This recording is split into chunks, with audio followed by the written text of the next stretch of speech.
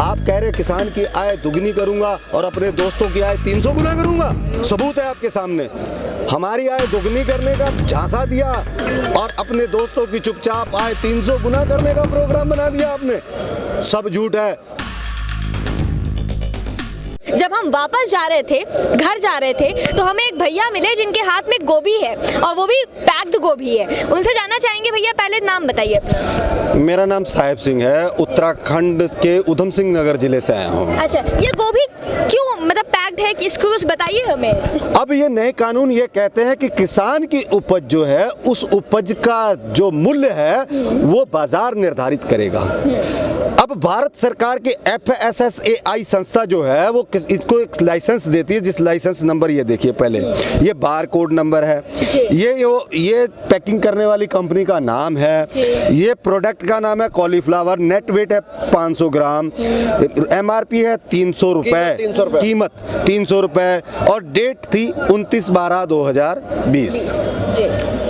अब आपका ये जो लाइसेंस होल्डर बाजार किसान के पास पहुंचा, किसान को इसने बताया कि जो तूने गोभी पैदा की है ना भाई, इसकी कोई मांग नहीं है बाजार के अंदर, इसको तो कोई ग्राहक ही नहीं है, मैं ये तुमसे ले नहीं पाऊंगा। किसान ने हाथ जोड़े, क्योंकि वो फसल थी कहाँ फेंकता, तो ये 2 रुपए से 4 रुपए प्रति किलोग्राम के हिसाब से किसान से लेके आए और इसको लाकर अपने वेयर हाउस में रखा।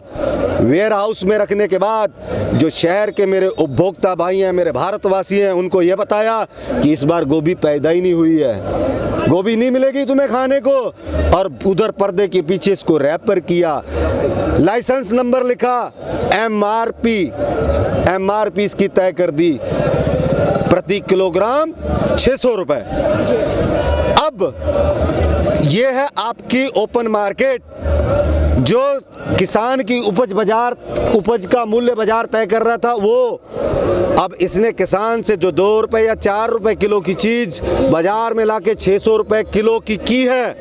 जो ये इतना बड़ा वेरिएशन है, इसका लाइसेंस भारत सरकार ने इसको दिया है, तो ये काले कानून अपने आप में सिद्ध होते हैं कि ये जो 590 रुपए के लगभग का जो वेरिएशन आ रहा है, ये पैसा किसकी जेब में जा रहा है।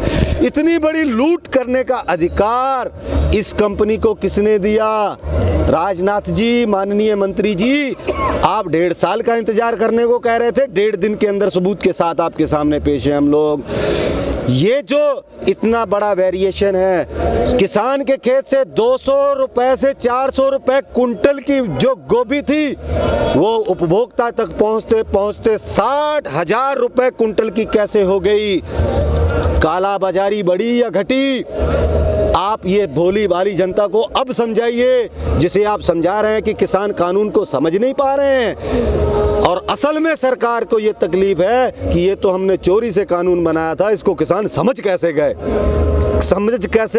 तकलीफ इस बात की है, ये जो काला बाजारी का सबूत है बैच नंबर के साथ, हम MSP का रोना रो रहे हैं, हम सड़कों पर पड़े हैं, हमारी तादाद लाखों में है, आपको दिखाई नहीं दे रहा है। और बॉम्बे में एक हीरोइन का छोटा सा छज्जा क्या टूट जाता है गैर कानूनी, आपकी पूरी सरकार रुदाली विलाप करना शुरू कर देती है, और आपको सड़कों पे पड़े किसान नहीं नजर आ रहे, मौतें नजर नहीं आ रहे, आपकी संवेदनाएं कहाँ चली गई हैं? आप सत्ता के नशे में इतने चूर कैसे हो गए? सबूत को कैसे जुटलाएंगे? सबूत ये देखिए, टिन नंबर, वो इसका FSSAI नंबर, जिसको खोलते पूरा एड्रेस सामने आएगा कि ये किस कंपनी ने ये प्रोडक्ट, ये प्रोडक्ट नंबर, जिससे कि उनका प्रोडक्ट का किसका भाव कितना तय किया था, ये सदा ही रहेगा। ये आपके सामने सबूत है, ये इस चीज की पुष्टि करता है, कि ये आपके कानून जो आपने बनाए हैं कानून है। MSP ना होने की वजह से किसान को कुछ नहीं मिला, व्यापारी पे नियंत्रण होने की वजह से काला बाजारी हुई, जो आपने भंडारण की क्षमता खोली उसकी वजह से काला बाजारी हुई, और देश में आर्थिक विषमता पैदा हुई। इससे ज्यादा और सबूत किसान क्या लेके आए आपके पास?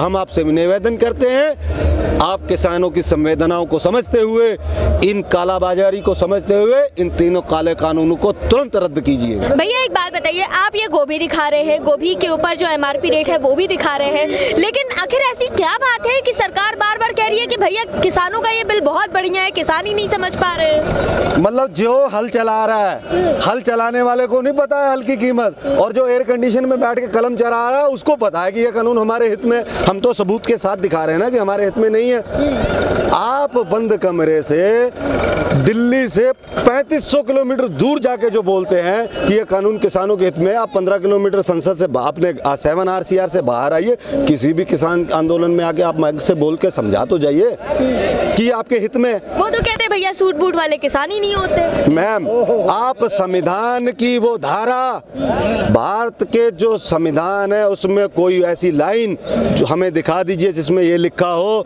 कि सूट बूट सिर्फ अमित शाह जी के बेटे जयंत शाह पहनेंगे, किसान का पुत्र नहीं पहनेगा। अभी सूट बूट उतार कर पत्तों के कपड़े पहन लेते हैं। वो तो कपड़ों से पहचानते हैं ना भैया। क्या? वो तो कपड़ों से पहचानते हैं। हम पत्तों के, मेरी बहन, हम पत्तों के कपड़े पहनने के लिए तैयार है। आप संविधान की वो लाइन तो पढ़ा दीजिए जिसमें ये लिखा है कि सिर्फ उद्योगपतियों के बच्चे ही कपड़े पहनेंगे, किसान के बच्चे कपड़े नहीं पहनेंगे। तमाम आदमी किसान है, एक भी आदमी जिसकी आय दुगनी हुई हो, हमारा कर्ज, आपकी कैबिनेट के लोग पूरी जिम्मेदारी के साथ टेबल ठोक के बोलते हैं कि हमने जो किसानों का ऋण का बजट था उसको दुगना किया, तो ये किस बात का सबूत है भाई? आपने ऋण का बजट दुगना किया मतलब हमारा कर्ज दुगना हुआ है, दुगनी नहीं हुई, हमारा कर्ज दुगना हुआ है। हमारी आय तो उतनी ही रहने देते, और मान लो 1%, आप कह रहे किसान की आय दुगनी करूंगा और अपने दोस्तों की आय 300 गुना करूंगा। सबूत है आपके सामने। हमारी आय दोगुनी करने का झांसा दिया और अपने दोस्तों की चुपचाप आय 300 गुना करने का प्रोग्राम बना दिया आपने। सब झूठ है। आपने तो कहा नोटबंदी में 50 दिन का समय दीजिए, आज कितने 5 साल होने को आ गए हैं। आपने तो हर बार समय मांगा, हर बार आप झूठे साबित हुए। आपने तो ये भी कहा था कि दोस्तों जिस दिन हम सरकार में आए पहला ही दिन होगा, पहला ही काम होगा, किसानों की कर्ज माफी होगी, स्वामीनाथन रिपोर्ट लागू होगी। हुए? अरे हुए भाई। किसानों का कर्ज माफ की जगह दुगना, 3 गुना, 4 गुना कर दिया आपने।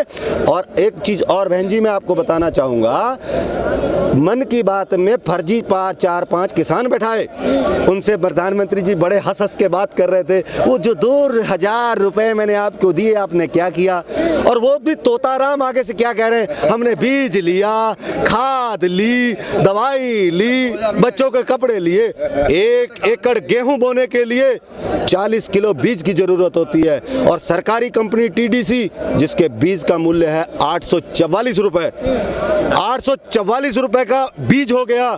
DAP का 1 कट्टा खाद का पड़ता है 1200 रुपए, तो DAP हो गए। आपकी सम्मान निधि तो 1 एकड़ में वहीं चली गई। जुताई कहाँ से आई, निराई कहाँ से आई, बुआई कहाँ से आई? अरे तोताराम जी, आप तो बिक चुके हो। पूरे देश के किसान कौम को क्यों बेचने चले गए?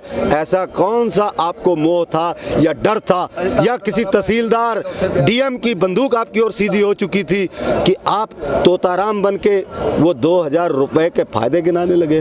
अरे जिसके सामने बैठे थे उसका एक ही सूट 10 लाख का होता है, उसका एक ही सूट 10 लाख का होता है, और हमें 500 रुपए महीना, 16 रुपए रोज का दे के किसान को, वो उसको ये कह रहे हैं कि सम्मान निधि से आपके जीवन में क्या असर पड़ा? और तोताराम भी तोते की तरह बोलने लग गया जो रटाया था। बिल्कुल गलत था। हकीकत यह है कि किसान की दुर्दशा है, किसान की माली हालत बहुत ज़्यादा खराब है। किसान जहाँ तो आज 3 संकट हैं, जहाँ तो रोटी खा ले, या अपना कर्ज उतार ले, या अपने बच्चे को पढ़ा ले। अगर हम बच्चा अनपढ़ रखते हैं तो हमारी पीढ़ियां अंधकार में जाती हैं। अगर हम कर्ज नहीं लौटाते तो अगली फसल नहीं बो पाते हैं। हम करें तो क्या करें? स्थिति ये है, ग्राउंड जीरो ये है। आप जिनको नकली किसान बता रहे हो, आपके पास देश की टॉप से टॉप सुरक्षा एजेंसियां, इंटेलिजेंस एजेंसियां, जो इंटेलिजेंसी के लोग हैं, आप उनसे जांच कराइए ना, ये जो कैमरे पे बोल रहे हैं ये असली हैं नकली हैं। और अगर हम नकली हैं, हम श्रीलंकन हैं, हम माओवादी हैं, आतंकवादी हैं, खालिस्तानी हैं, तो हमें जेल में भेज डाल दीजिए। आप सिर्फ जनता को बताए पड़े हैं कि ये लोग वो हैं, ये हैं, आप कार्रवाई कीजिए। आतंकवादियों के लिए भारत में कोई जगह नहीं है, उनकी जगह जेल है, आप उनको जेल भेजिए। हम भी आपसे गुजारिश करते हैं। हम भारत माँ के सपूत हैं। कभी जय प्रधानमंत्री नहीं कहा किसी ने, जय जवान और जय किसान का नारा लगता है। हम भारत माँ के दूसरे लाल हैं, एक लाल जवान है तो दूसरा लाल किसान है। भारत माँ के लाल हैं हम, लाल राष्ट्रवादी हैं हम असली देशभक्त सड़कों पे पड़े हैं। ठीक है, क्या लगता है इसके पीछे सरकार की आखिर क्या मंशा है जो वो इस बिल को वापस नहीं लेना चाहती? सरकार की मंशा ये है कि एमएलए एमपी कैसे खरीदें। जी। एमएलए एमपी खरीदने के लिए उनको अंबानी अंडानी से दोस्ती चाहिए, इनको सत्ता चाहिए, उनको पैसा चाहिए। देखो अव्वल नंबर पे लाने के लिए अंबानी कुछ भी करने को तैयार है, इधर सत्ता में रहने के लिए कुछ भी करने को तैयार है। तो अब मैं मोदी से ये कहना चाहता हूँ कि सत्ता में आपको लाई है जनता, अंबानी अंडानी नहीं लाया। आपको एक दो तो एमपी एमएलए खरीद देगा, कहीं कैसे ऐसा ना हो कि अगले चुनाव में आपको कोई खरीदने का मौका ही ना मिले, कहीं लगा आपका जीरो बटा हो जाए, जैसे आपकी 1978 में 2 ही सीटें थी।